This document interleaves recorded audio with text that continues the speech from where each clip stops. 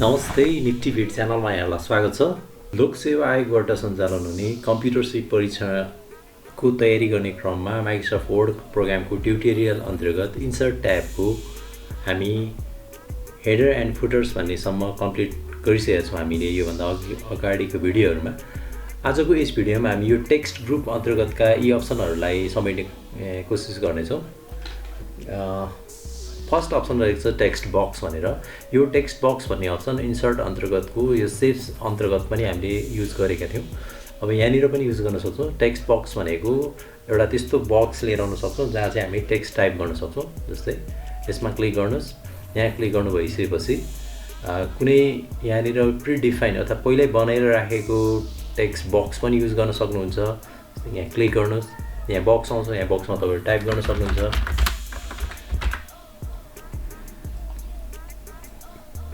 यो बक्सलाई यसरी मुभ पनि गराउन सक्नुहुन्छ। जहाँनिर राख्नुपर्ने हो त्यहाँनिर लगेर राख्न सक्नुहुन्छ। अर्को तरिका यो टेक्स्ट बक्स लिएर आउने अर्को तरिका भनेको चाहिँ इन्सर्टमा गएर टेक्स्ट बक्सको यो पोइन्टमा क्लिक गर्नु भइसकेपछि यहाँ तल ड्र टेक्स्ट बक्स भन्ने हुन्छ, यसमा क्लिक गर्नुभयो भने माउसको पोइन्टर चेन्ज हुन्छ प्लस साइनमा। तपाईँलाई जहाँनिर बक्सको आवश्यकता पर्छ त्यहाँनिर गएर यसरी बक्स क्रिएट गर्न सक्नुहुन्छ र त्यहाँनिर अब तपाईँले टेक्स्ट पनि हाल्न सक्नुहुन्छ, पिक्चरहरू पनि ल्याएर इन्सर्ट गर्न सक्नुहुन्छ। जस्तै यहाँनिर मैले इन्सर्टमा गएर पिक्चर क्लिक गरेँ र कुनै एउटा पिक्चर चाहिँ यहाँबाट चुज गरेर इन्सर्ट गरिदिने काम गरेँ। यसरी चाहिँ हामी पिक्चर राखिदिने काम पनि गर्न सक्छौँ टेक्स्ट बक्सबाट। अब अर्को चाहिँ यो क्विक पार्ट्स भनेर। यो क्विक पार्ट्स चाहिँ हामी अथर क्याटेगोरीहरू कमेन्ट्सहरू लेख्न पनि युज गर्न सक्छौँ। जस्तै नर्मल इक्जाम्पलको लागि कम्पनी इमेल भन्ने एड्रेस वा कम्पनी इमेल भनेर लेख्न सक्छौँ। जस्तै मैले यहाँनिर लेख्न खोजेँ, माउस कर्सर यहाँनिर राखेँ। क्विक पार्ट्समा गएर क्लिक गर्नुहोस्, डकुमेन्ट प्रोपर्टिजमा क्लिक गर्नुहोस्, कम्पनी एड्रेसमा क्लिक गर्नुहोस्। यहाँनिर कम्पनी एड्रेस टाइप गरिदिनुहोस्। जस्तै टाइप गर्न सक्नुहुन्छ। यसरी चाहिँ तपाईँले यो क्विक पार्ट्स पनि युज गर्न सक्नुहुन्छ। त्यसपछि अर्को अप्सन भनेको छ यहाँनिर वर्ड आर्ट भनेर। यो वर्ड आर्टको बारेमा हामीले अगाडि पनि चर्चा गरिसकेका छौँ। यहाँनिर जस्तै यहाँ क्लिक गरेपछि कस्तो किसिमको वर्ड आर्ट चाहिएको छ आफूलाई त्यो एउटा क्लिक गर्नुहोस्। जस्तै यो क्लिक गरेँ मैले, यहाँनिर आएको छ। यसलाई क्लिक यसरी ड्र्याग गरेर मुभ गराउन सक्नुहुन्छ र यहाँनिर तपाईँको टेक्स्ट टाइप गर्न सक्नुहुन्छ। जस्तै वेलकम टु लेखेँ मैले। ओके, अब यसलाई चाहिँ हामीले यो वर्ड आर्टलाई चाहिँ यो फर्मेट यसको फर्मेटिङहरू मिलाउन सक्छौँ हामी। अर्को छ ड्रप क्याप भनेर। अब यो ड्रप क्याप भनेको चाहिँ जस्तै यो प्याराग्राफको पहिलो वर्डको पहिलो टेक्स्ट जुन छ त्यसलाई चाहिँ 2-3वटा लाइनलाई छुने गरेर ठुलो बनाएर राख्ने गर्छ। विशेष गरी यो ड्रप क्यापहरू हामी न्युज पेपरहरूमा देख्न सक्छौँ जसमा चाहिँ यो फर्स्टको टेक्स्टले 3 लाइन 4 लाइनलाई छोइराखेको हुन्छ। हो त्यस्तो बनाउनको लागि युज गर्छौँ। जस्तै यसको लागि के गर्छौँ, फर्स्टमा बस्छौँ, ड्रप क्यापमा क्लिक गर्छौँ, ड्रपमा गएर क्लिक गरिदिन्छौँ। हेर्न सक्छौँ हामी यो फर्मेटले बस्यो। अर्को एउटा फर्मेट हुन्छ यसमा जानुहोस्, यो इन मार्जिन भन्नेमा क्लिक गर्नुहोस्, यो फर्मेटले बस्छ। अब यो चाहिँ यसको प्रिडिफाइन अर्थात् यसको डिफल्ट भनेको चाहिँ 3 लाइनसम्मलाई छुने गरेर राखेको हुन्छ। यसमा यो फर्स्ट लाइन भयो, सेकेन्ड लाइन भयो, थर्ड लाइन भयो। अब योभन्दा बढी लाइन पनि तपाईँहरूले ड्रप गर्न सक्नुहुन्छ। कसरी गर्ने त्यसको लागि चाहिँ हामी यसैमा जान्छौँ र यहाँ ड्रप क्याप अप्सन्समा क्लिक गर्छौँ।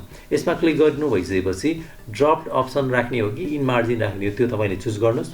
त्यसपछि यहाँ तल आएपछि लाइन्स टु ड्रप भनेको छ, यसमा 3 आइराखेको हुनाले यहाँ 3 भएको हो। अब तपाईँले यसलाई 4, 5 कति लाइनसम्म ड्रप गर्ने हो त्यो यहाँबाट डिफाइन गर्न सक्नुहुन्छ।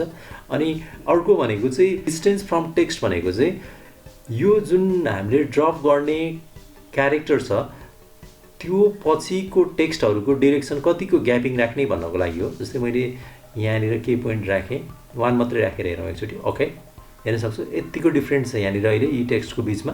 अब यो डिफ्रेन्ट बढाउनु पऱ्यो भने चाहिँ हामी के गर्छौँ, यसैमा जान्छौँ, ड्रप क्याप अप्सनमा जान्छौँ, यहाँबाट यो पोइन्टलाई यो डिस्टेन्स फ्रम टेक्स्टको अप्सनलाई चाहिँ बढाइदिन्छौँ। जस्तै यति राखेँ मैले, ओके गरेँ, हेर्न सक्छु यो डिस्टेन्स बढेको छ। यसरी हामी ड्रप क्यापलाई राख्ने र ड्रप क्यापको अप्सनहरूलाई मिलाउने काम गर्न सक्छौँ। र ड्रप क्याप आवश्यक नपरेको खण्डमा यहीँ नर्ममा गएर क्लिक गरिदिनु भयो भने फेरि नर्मल कन्डिसनमा फर्किन्छ। यो ड्रप क्याप क्लिक गर्ने अप्सन भयो। अर्को छ सिग्नेचर लाइन भन्ने। अब यो सिग्नेचर लाइन भने हामी खासै युज गर्दैनौँ। अब यो चाहिँ हामी टाइप गरेरै मिलाउने डिजाइनिङ गर्ने फर्मेटिङ गर्ने कामहरू गर्छौँ। यसको काम चाहिँ के हो भनेदेखि जस्तै मैले यहाँ एउटा गरेर देखाउँछु। हामी डकुमेन्टको तल साइडतिर चाहिँ सिग्नेचर गर्ने ठाउँ राख्नुपर्ने हुन्छ, त्यस्तोको लागि युज गर्ने हो। त्यसको लागि के गर्छौँ, सिग्नेचर लाइनमा क्लिक गर्छौँ। त्यसमा क्लिक गरिसकेपछि यो बक्स आउँछ।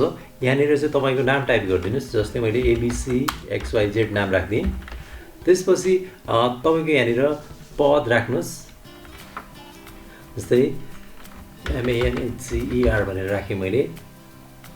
त्यस्तै गरी यहाँनिर इमेल एड्रेस राख्नुहोस्। जस्तै abc@gmail.com भनेर राखेँ मैले। ओके, यति गर्नुहोस् र ओकेमा क्लिक गरिदिनुहोस्। यहाँनिर चाहिँ तपाईँको यो सिग्नेचर गर्ने ठाउँ यसरी आफै बनाइदिन्छ। अब यसलाई फर्मेटमा गएर यहाँ ऱ्याप टेक्स्टबाट टाइप गरिदिनुहोस् र यसलाई यसरी मुभ गराउनुहोस्। यहाँनिर लगेर राख्न सक्नुहुन्छ। यसरी तपाईँले चाहिएको ठाउँमा लगेर राख्न सक्नुहुन्छ। त्यसको लागि युज गर्छौँ यो इन्सर्ट अन्तर्गतको सिग्नेचर लाइन भन्ने। र अर्को छ डेट एन्ड टाइम भन्ने। यो डेट एन्ड टाइम भनेको हामी नर्मल रूपमा डेट एन्ड टाइम राख्नको लागि युज गर्छौँ। जस्तै यो डकुमेन्टको यो साइडमा मलाई डेट एन्ड टाइम चाहियो भने यहाँनिर माउसको कर्सर राख्ने, डेट एन्ड टाइममा गएर क्लिक गर्ने र कुन फर्मेटको डेट एन्ड टाइम राख्ने हो त्यो चुज गरिदिनु होला यहाँबाट।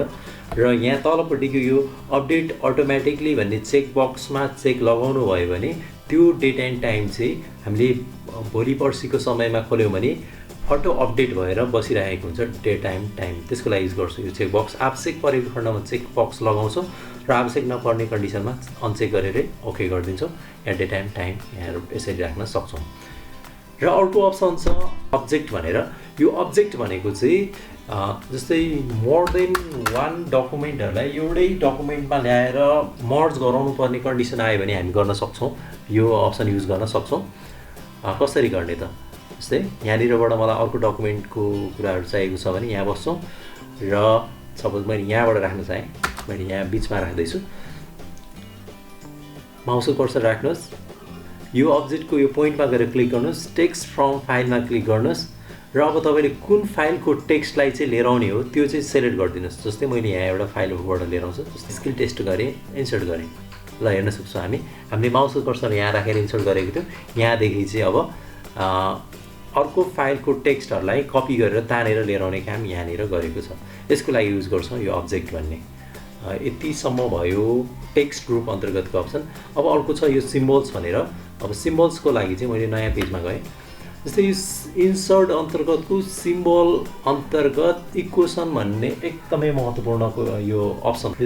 विशेष गरी म्याथको क्वेसनहरू बनाउने केसमा र म्याथको इक्वेसनहरू राख्ने केसमा चाहिँ यो इक्वेसन युज गर्छौँ हामी। अब गर्ने कसरी भने जहाँनिरबाट हामीलाई चाहिन्छ त्यहाँनिर माउसको कर्सर राख्नुहोस् अनि इक्वेसनमा क्लिक गर्नुहोस्। यो बक्स आउँछ। यो बक्स आइसकेपछि यहाँनिर डिजाइन भनेर आउँछ यो ट्याब। र यो डिजाइन ट्याब अन्तर्गत तपाईँलाई चाहिने सम्पूर्ण सिम्बल्सहरू, स्ट्रक्चर्सहरू, टुल्सहरू सबै यहाँनिर हुन्छ। यहाँबाट तपाईँले युज गर्न सक्नुहुन्छ। जस्तै एउटा इक्जाम्पलको लागि मैले बनाउँदैछु। यहाँबाट फ्र्याक्सन लिँदैछु मैले कुनै एउटा। जस्तै फ्र्याक्सन लिएँ मैले। जस्तै फ्र्याक्सनमा चाहिँ मैले ए लेखेँ र अब यसलाई चाहिँ एरोले युज गर्छौँ हामी। डाउन एरो प्रेस गर्नुभयो भने तल जान्छ, बी गरेँ। अब फेरि राइट साइडको एरो युज गर्नुभयो भने यतापट्टि जान्छ। जस्तै प्लस गरेँ मैले। अब त्यसपछि योभन्दा यतापट्टि चाहिँ मैले यतापट्टिको स्क्वायरवाला लिएँ वा यस्तो किसिमको लिएँ। अब फेरि एरो हामीले लेफ्टपट्टिको एरो युज गरेँ। अहिले मैले यहाँनिर गएँ। यहाँनिर मैले राखेँ 2 भनेर र यहाँनिर राखेँ 10 भनेर। यहाँनिर चाहिँ अब माथि चाहिँ राखेँ मैले 2 भनेर। अब यसरी फेरि यता गएँ, माइनस गरेँ। त्यस्तै गरी अब अर्को राख्न चाहेँ, यसमा क्लिक गरेँ। अब यो माउसले क्लिक गरेर नि यसरी जान नि सक्नुहुन्छ वा किबोर्डको एरो युज गर्न पनि सक्नुहुन्छ। जस्तै यहाँनिर चाहिँ मैले राखेँ 10 भनेर र यहाँनिर राखेँ 2 भनेर। यसरी तपाईँहरूले इक्वेसन बनाउन सक्नुहुन्छ र बाहिर क्लिक गरेपछि यो हाम्रो मेन स्क्रिनमा फर्किन्छ र यसैमा क्लिक गर्ने हो भने यसलाई फेरि एडिट गर्न सक्छौँ। यसरी चाहिँ हामी यो इन्सर्ट अन्तर्गतको इक्वेसन अप्सनलाई युज गर्न सक्छौँ। र अर्को छ सिम्बल्स भनेर। यो भनेको चाहिँ हाम्रो डकुमेन्टमा कहिलेकाहीँ सिम्बलहरू आवश्यक पर्न सक्छ। त्यस्तो किसिमको सिम्बल लिएर आउनको लागि युज गर्ने हो। कसरी गर्छौँ भने सिधै सिम्बल्समा गएर क्लिक गर्छौँ र यहाँबाट यहाँ देखिरहेको सिम्बल पनि ल्याउन सक्छौँ र यहाँ देखिएको बाहेक सिम्बल ल्याउनु पऱ्यो भने चाहिँ मोर सिम्बल्समा क्लिक गर्छौँ। यो डायलग बक्स खुल्छ सिम्बल्सको। त्यसपछि यहाँ फन्ट भनेर छ। यहाँ फन्ट अन्तर्गत यहाँ क्लिक गर्नुभयो भने यहाँ विभिन्न फन्टहरू छ। त्यसमा जस्तै म यस्तो यो पिक्चरवाला फन्टहरू भनेको चाहिँ हाम्रो यो फन्टहरूमा अर्थात् यो विङडिङ्स 2, विङडिङ्स 3 विङटिङ्स भन्ने फन्टहरुमा चाहिँ यस्तो किसिमको पाइन्छ। जस्तै मैले यो चाहियो भने यहाँ क्लिक गर्छु, इन्सर्टमा क्लिक गर्छु, यहाँनिर आइसक्छ। त्यस्तै यो चाहियो मलाई, यो चुज गरेँ, इन्सर्टमा क्लिक गर्नुस्, यहाँ आउँछ अनि यसलाई क्लोज गरिदिनुस् भन्दा हुन्छ। अब यसलाई सानो ठुलो गर्नलाई सिलेक्ट गर्नुस्, होममा जानुस्, फन्टको साइज ठुलो सानो गरेको जसरी सानो ठुलो गर्छौँ यसलाई चाहिँ हामी। यसरी इन्सर्ट अन्तर्गतको इक्वेसन र सिम्बल अप्सनलाई पनि हामी युज गर्न सक्छौँ। ओके, मैले भिडियो यतिमै एन्डिङ गरेँ।